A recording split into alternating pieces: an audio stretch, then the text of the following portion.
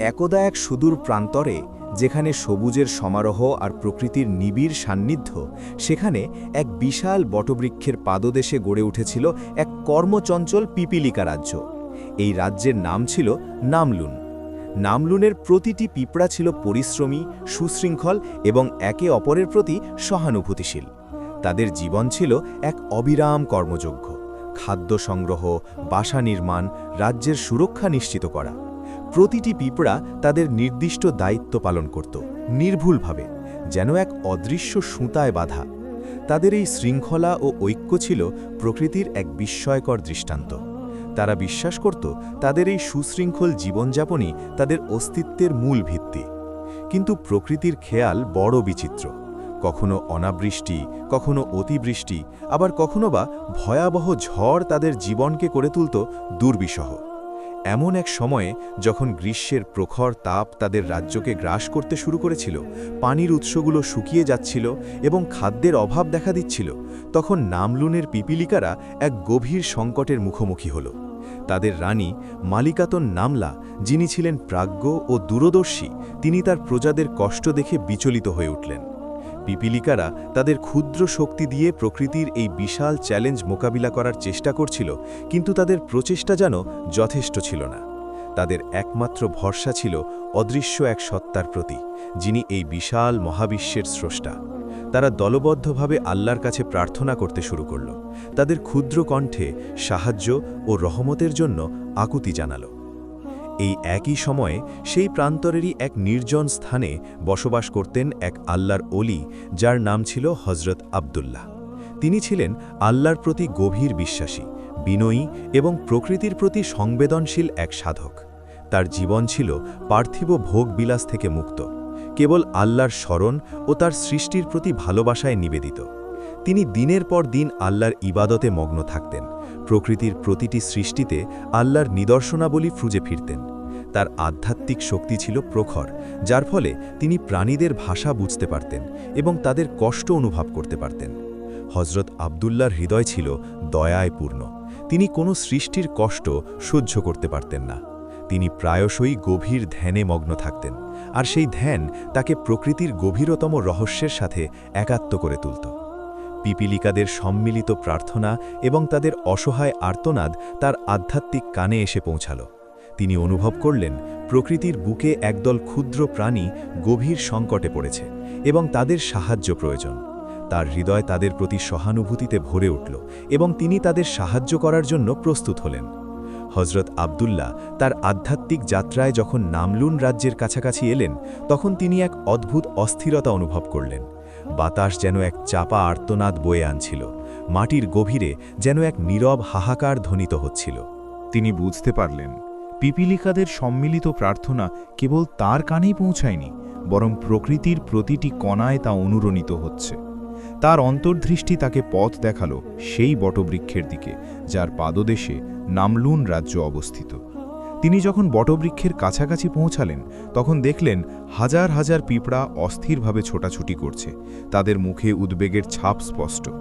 কিছু পিঁপড়া শুকনো মাটি খুঁড়ছে, কিছু পিঁপড়া শূন্য মুখে ফিরে আসছে, আর কিছু পিঁপড়া দলবদ্ধভাবে আকাশের দিকে মুখ তুলে যেন কিছু প্রার্থনা করছে।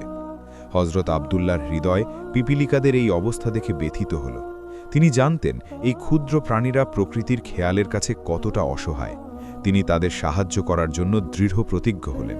তিনি একটি শান্ত জায়গায় বসলেন এবং গভীর ধ্যানে মগ্ন হলেন। তার ধ্যান ছিল প্রকৃতির সাথে একাত্ম হবার, সৃষ্টির ভাষা বোঝার এক মাধ্যম। ধ্যানের গভীরে তিনি পিপিলিকাদের ভাষা শুনতে পেলেন, তাদের ভয়, তাদের আশা, তাদের প্রার্থনা। তিনি শুনতে পেলেন মালিকাতুন নামলার উদ্বেগপূর্ণ কণ্ঠস্বর, যিনি তার প্রজাদের জন্য আল্লাহর কাছে রহমত কামনা করছিলেন।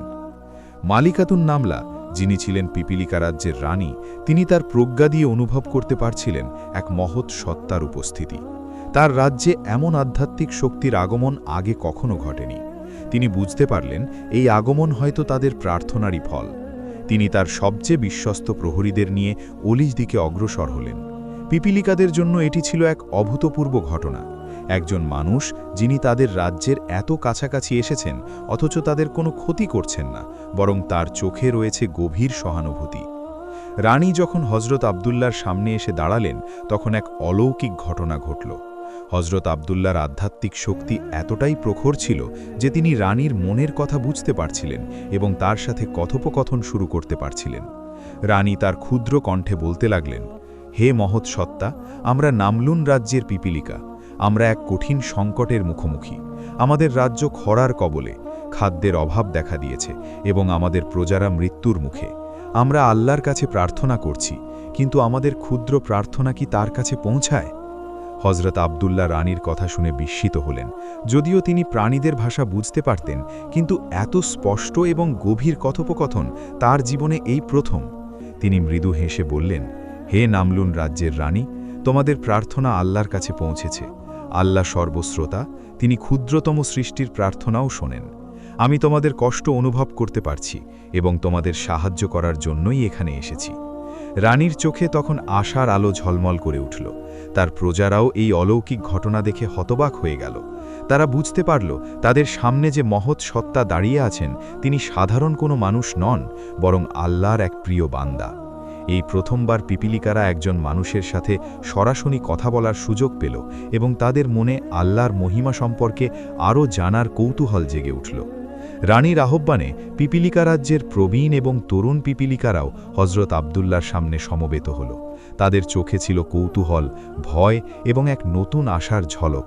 মালিকাতুন নামলা, যিনি এখন অনেকটাই আশ্বস্ত, তিনি হজরত আবদুল্লাহকে উদ্দেশ্য করে বললেন, হে আল্লাহর ওলি, আমরা আপনার কাছে কৃতজ্ঞ।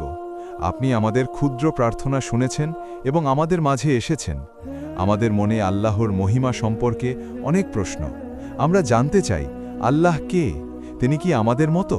তিনি কি সত্যিই আমাদের মতো ক্ষুদ্র প্রাণীদের প্রার্থনা শোনেন?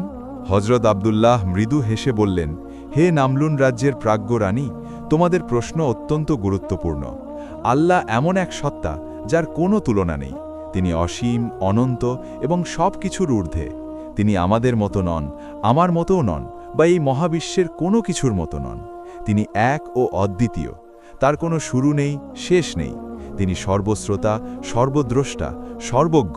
তিনি একই সময়ে এই বিশাল মহাবিশ্বের প্রতিটি নড়াচড়া দেখেন, প্রতিটি সৃষ্টির প্রার্থনা শোনেন এবং প্রতিটি হৃদয়ের গোপন কথা জানেন। তোমাদের ক্ষুদ্র প্রার্থনা তার কাছে পৌঁছেছে, কারণ তিনিই তোমাদের স্রষ্টা, তোমাদের পালনকর্তা। তিনি কোনো কিছুর মুখাপেক্ষী নন, বরং সব কিছু তার মুখাপেক্ষী। রানীর পাশে দাঁড়িয়ে থাকা প্রবীণ পিপিলিকা হাকিমুন নামলা, যিনি ছিলেন রাজ্যের সবচেয়ে বয়স্ক ও অভিজ্ঞ, তিনি মাথা নেড়ে অলির কথা শুনছিলেন। তার মনে আরেকটি প্রশ্ন উঁকি দিল। তিনি বললেন, হে আল্লাহর ওলি, যদি আল্লাহ এতই মহান এবং দয়ালু হন, তবে কেন পৃথিবীতে এত দুঃখ কষ্ট? কেন আমাদের মতো ছোট প্রাণীদের এত সংগ্রাম করতে হয়? কেন আমাদের খরা, বন্যা বা শিকারীর ভয় নিয়ে বাঁচতে হয়? হজরত আবদুল্লার মুখমণ্ডলে এক গভীর প্রজ্ঞার ছাপ ফুটে উঠল। তিনি বললেন, হে হাকিমুন নামলা, তোমাদের প্রশ্নটি অত্যন্ত গভীর। এই দুঃখ কষ্ট, এই সংগ্রাম, এগুলো সবই পরীক্ষার অংশ। আল্লাহ তার বান্দাদের পরীক্ষা করেন তাদের ধৈর্য, বিশ্বাস এবং কৃতজ্ঞতা যাচাই করার জন্য। তোমরা যখন কষ্টের মধ্যে ধৈর্য ধারণ করো, আল্লাহর উপর ভরসা রাখো, তখন তোমাদের ঈমান আরও মজবুত হয়। এই সংগ্রাম তোমাদেরকে আরও শক্তিশালী করে তোলে, তোমাদের মধ্যে ঐক্য গড়ে তোলে। প্রতিটি সৃষ্টির পেছনে আল্লাহর এক গভীর প্রজ্ঞা ও পরিকল্পনা রয়েছে, যা আমাদের সীমিত জ্ঞান দিয়ে বোঝা সম্ভব নয়। হয়তো এই খরা তোমাদেরকে নতুন খাদ্যের উৎস খুঁজতে উৎসাহিত করবে, নতুন বাসস্থান গড়তে শেখাবে এবং তোমাদের মধ্যে পারস্পরিক সহযোগিতা আরও বাড়িয়ে দেবে। আল্লাহ কখনো তার বান্দাদের উপর এমন বোঝা চাপান না যা তারা বহন করতে পারে না। এই কথাগুলো শুনে পিপিলিকাদের মধ্যে এক নীরবতা নেমে এলো। তারা যেন নতুন করে তাদের সংগ্রামকে দেখতে পাচ্ছিল। তখন কৌতূহলী তরুণ পিপিলিকা সাগিরুন নামলা, যে এতক্ষণ মনোযোগ দিয়ে শুনছিল, সে সাহস করে প্রশ্ন করল, হে আল্লাহর ওলি, আমরা এত ছোট, আমাদের জীবন এত ক্ষণস্থায়ী, আমাদের অস্তিত্বের কি কোনো অর্থ আছে আল্লাহর কাছে? আমরা তো কেবল খাদ্য সংগ্রহ করি আর বাসা বানাই। আমাদের এই ক্ষুদ্র জীবন কি সত্যিই গুরুত্বপূর্ণ? হজরত আবদুল্লাহ সাগিরুনের দিকে তাকিয়ে স্নেহভরা হাসি হাসলেন। তিনি বললেন, হে সাগিরুন, আল্লাহর সৃষ্টিতে কোনো কিছুই অর্থহীন নয়। তোমরা ক্ষুদ্র হতে পারো, কিন্তু তোমাদের অস্তিত্বের গুরুত্ব অপরিসীম। তোমরা এই পৃথিবীর বাস্তুতন্ত্রের এক অবিচ্ছেদ্য অংশ। তোমাদের পরিশ্রম, তোমাদের শৃঙ্খলা, তোমাদের পারস্পরিক সহযোগিতা, এগুলো সবই আল্লাহর নিদর্শন। তোমরা এই মহাবিশ্বের এক ক্ষুদ্র অংশ হলেও তোমাদের মাধ্যমেই আল্লাহ তার মহিমা প্রকাশ করেন। আল্লাহ প্রতিটি সৃষ্টির প্রতি সমানভাবে যত্নশীল। একটি ক্ষুদ্র পিপিলিকার প্রতিও তার ভালোবাসা এবং মনোযোগ ঠিক ততটাই যতটা একটি বিশাল পাহাড়ের প্রতি। তোমাদের জীবন ক্ষণস্থায়ী হতে পারে, কিন্তু তোমাদের প্রতিটি কর্ম, তোমাদের প্রতিটি প্রার্থনা আল্লাহর কাছে লিপিবদ্ধ হয়। তোমাদের অস্তিত্বের অর্থ হল আল্লাহর ইবাদত করা, তার নিদর্শনাবলী নিয়ে চিন্তা করা এবং এই পৃথিবীতে তোমাদের দায়িত্ব পালন করা। মালিকাতুন নামলা অলির কথা শুনে গভীরভাবে প্রভাবিত হলেন। তিনি বললেন, হে আল্লাহর অলি, আমরা কিভাবে আল্লাহকে চিনতে পারি? তার প্রতি আমাদের কর্তব্য কি? অলি বললেন, আল্লাহকে চিনতে হলে তোমাদের প্রকৃতির দিকে তাকাতে হবে। এই বিশাল মহাবিশ্ব, এর শৃঙ্খলা, এর সৌন্দর্য সবই আল্লাহর নিদর্শন। তোমরা নিজেদের দিকে তাকাও। তোমাদের দেহের গঠন, তোমাদের জীবনচক্র, এগুলো সবই আল্লাহর কুদরতের প্রমাণ। তোমরা যখন সূর্যের উদয় দেখো, চাঁদের আলো দেখো, বৃষ্টির ফোঁটা দেখো, তখন আল্লাহর মহিমা নিয়ে চিন্তা করো, তার গুণাবলী নিয়ে গবেষণা করো। তিনি রাহমান, রাহিম, মালিক, কুদ্দুস। এই গুণাবলীগুলো তোমাদেরকে তার পরিচয় দেবে। আর তার প্রতি তোমাদের কর্তব্য হল কৃতজ্ঞতা প্রকাশ করা, তার আদেশ নিষেধ মেনে চলা এবং তার সৃষ্টির প্রতি সদয় হওয়া। তোমরা যখন একে অপরের প্রতি সদয় হও, তখন তোমরা আল্লাহরই ইবাদত করো। হাকিমুন নামলা এবার বললেন, হে আল্লাহর অলি, আমরা আল্লাহর মহিমা ও ক্ষমতা সম্পর্কে আরও জানতে চাই। এই মহাবিশ্ব কিভাবে সৃষ্টি হল? এর পেছনে কি কোনো উদ্দেশ্য আছে?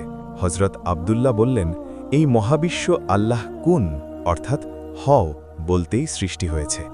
তিনি একাই এই বিশাল মহাবিশ্বের স্রষ্টা, পালনকর্তা এবং নিয়ন্ত্রণকারী। প্রতিটি গ্রহ, নক্ষত্র, গ্যালাক্সি সবই তার নির্দেশে চলে। এই মহাবিশ্বের প্রতিটি কণায় তার একত্ব ও সার্বভৌমত্বের প্রমাণ বিদ্যমান। এর পেছনে উদ্দেশ্য হল তার মহিমা প্রকাশ করা এবং তার সৃষ্টির মাধ্যমে তার ইবাদত করা। তোমরা যখন এই মহাবিশ্বের শৃঙ্খলা দেখো, তখন বুঝতে পারো যে এর পেছনে এক মহান সত্তার হাত রয়েছে, যিনি সব কিছু নিখুঁতভাবে পরিচালনা করছেন। এই মহাবিশ্বের প্রতিটি সৃষ্টি আল্লাহর ইবাদত করে, যদিও আমরা তা বুঝতে পারি না। পিপিলিকারা মন্ত্রমুগ্ধের মতো অলি কথা শুনছিল। তাদের মনে আল্লাহর প্রতি এক নতুন ভালোবাসা, এক নতুন শ্রদ্ধা জেগে উঠছিল। তারা বুঝতে পারছিল তাদের ক্ষুদ্র অস্তিত্বের পেছনেও এক বিশাল উদ্দেশ্য রয়েছে। হজরত আব্দুল্লাহ পিপিলিকাদের গভীর মনোযোগ দেখে আনন্দিত হলেন। তিনি বুঝতে পারলেন তাদের হৃদয় আল্লাহর মহিমা উপলব্ধির জন্য প্রস্তুত। তিনি তাদের আরও গভীরভাবে শিক্ষা দিতে শুরু করলেন। তিনি বললেন, হে নামলুন রাজ্যের পিপিলিকারা, তোমাদের জীবন এক মহান উদ্দেশ্য নিয়ে সৃষ্টি হয়েছে। তোমাদের ক্ষুদ্রতা কোনো দুর্বলতা নয়, বরং এটি তোমাদের জন্য এক বিশেষত্ব। আল্লাহ তোমাদেরকে এমনভাবে সৃষ্টি করেছেন যেন তোমরা এই পৃথিবীর ভারসাম্য বজায় রাখতে পারো। তোমাদের পরিশ্রম, তোমাদের ঐক্য, তোমাদের শৃঙ্খলা, এগুলো সবই আল্লাহর নির্দেশিত পথ। যখন তোমরা নিজেদের মধ্যে সহযোগিতা করো, তখন তোমরা আল্লাহরই আদেশ পালন করো। যখন তোমরা খাদ্যের সন্ধানে বের হও, তখন আল্লাহর উপর ভরসা রাখো যে তিনি তোমাদের রিজিকের ব্যবস্থা করবেন। আর যখন তোমরা কোনো বিপদে পড়ো, তখন ধৈর্য ধারণ করো এবং আল্লাহর কাছে সাহায্য চাও, কারণ তিনিই একমাত্র সাহায্যকারী। অলি তাদের কৃতজ্ঞতার গুরুত্ব সম্পর্কেও শিক্ষা দিলেন। তিনি বললেন, তোমরা যখন সূর্যের আলো দেখো, যখন বৃষ্টির ফোঁটা তোমাদের রাজ্যে জীবন ফিরিয়ে আনে, যখন তোমরা খাদ্য খুঁজে পাও, তখন আল্লাহর প্রতি কৃতজ্ঞ হও। এই কৃতজ্ঞতা তোমাদের হৃদয়কে প্রশান্ত করবে এবং তোমাদেরকে আল্লাহর আরও কাছাকাছি নিয়ে যাবে। মনে রেখো, আল্লাহ কৃতজ্ঞ বান্দাদের ভালোবাসেন এবং তাদের প্রতি তার রহমত বর্ষণ করেন। তোমাদের প্রতিটি ক্ষুদ্র অর্জন, প্রতিটি নতুন দিনের আগমন, এগুলো সবই আল্লাহর পক্ষ থেকে এক উপহার। এই উপহারের জন্য কৃতজ্ঞতা প্রকাশ করা তোমাদের কর্তব্য। পিপিলিকারা অলির কথাগুলো গভীর মনোযোগ দিয়ে শুনছিল। মালিকাতুন নামলা, হকিমুন নামলা এবং সাগিরুন নামলা প্রত্যেকেই তাদের নিজেদের মতো করে অলির শিক্ষাগুলো হৃদয়ে ধারণ করছিল। তারা বুঝতে পারছিল যে তাদের জীবনের প্রতিটি মুহূর্ত, প্রতিটি সংগ্রাম, প্রতিটি আনন্দ সবই আল্লাহর ইচ্ছার অধীন। তাদের ক্ষুদ্র অস্তিত্বের পেছনে এক বিশাল উদ্দেশ্য রয়েছে, যা এতদিন তাদের কাছে অস্পষ্ট ছিল।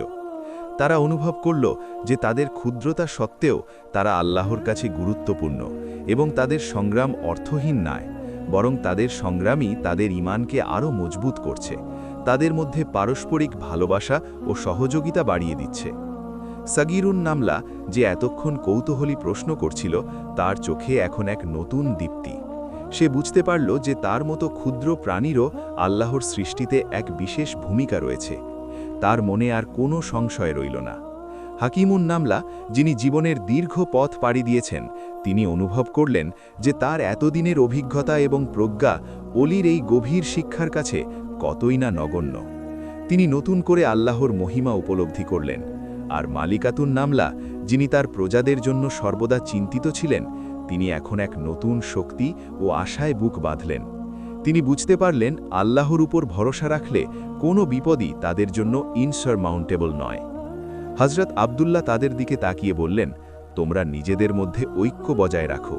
তোমাদের শক্তি তোমাদের একতার মধ্যে নিহিত। যখন তোমরা একতাবদ্ধ থাকবে, তখন কোনো ঝড়, কোনো খরা তোমাদেরকে পরাজিত করতে পারবে না। আল্লাহর উপর ভরসা রাখো, ধৈর্য ধারণ করো এবং কৃতজ্ঞ হও। দেখবে আল্লাহ তোমাদের জন্য সহজ করে দেবেন। তার কথাগুলো পিপিলিকাদের হৃদয়ে এক নতুন উদ্দীপনা সৃষ্টি করল।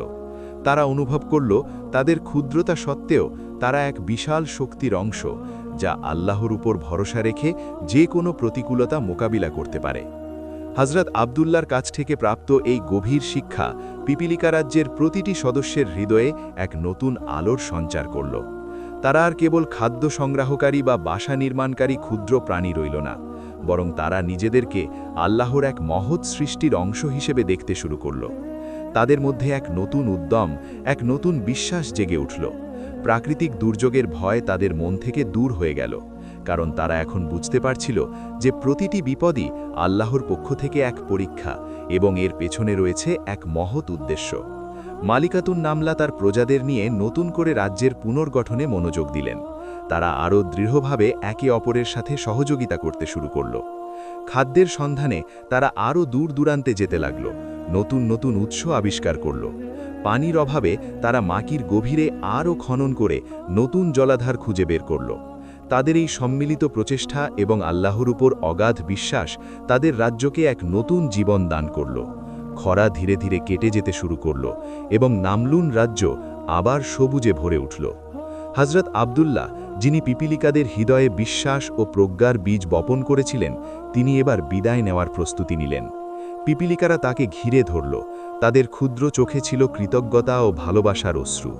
মালিকাতুন নামলা তার ক্ষুদ্র কণ্ঠে বললেন, হে আল্লাহর ওলি, আপনি কেবল আমাদের বিপদ থেকে রক্ষা করেননি, বরং আমাদের অস্তিত্বের অর্থ শিখিয়েছেন। আপনার শিক্ষা আমাদের হৃদয়ে চিরকাল অম্লান থাকবে। হযরত আব্দুল্লাহ মৃদু হেসে তাদের বিদায় জানালেন। তিনি জানতেন তার কাজ শেষ হয়েছে। পিপিলিকারা এখন আল্লাহর উপর ভরসা রেখে নিজেদের পথ খুঁজে নিতে পারবে। তিনি চলে গেলেন, কিন্তু তার শিক্ষা নামলুন রাজ্যের প্রতিটি পিপিলিকার হৃদয়ে চিরস্থায়ী হয়ে রইল। তারা আল্লাহর মহিমা, তার একত্ব এবং তার সৃষ্টির প্রতি তার অগাধ ভালোবাসা সম্পর্কে এক নতুন উপলব্ধি নিয়ে তাদের জীবন অতিবাহিত করতে লাগল। এই গল্পটি কেবল পিপিলিকা ও একজন অলির গল্প ছিল না, এটি ছিল বিশ্বাস, ধৈর্য, কৃতজ্ঞতা এবং আল্লাহর সৃষ্টির প্রতি ভালোবাসার এক শাশ্বত বার্তা।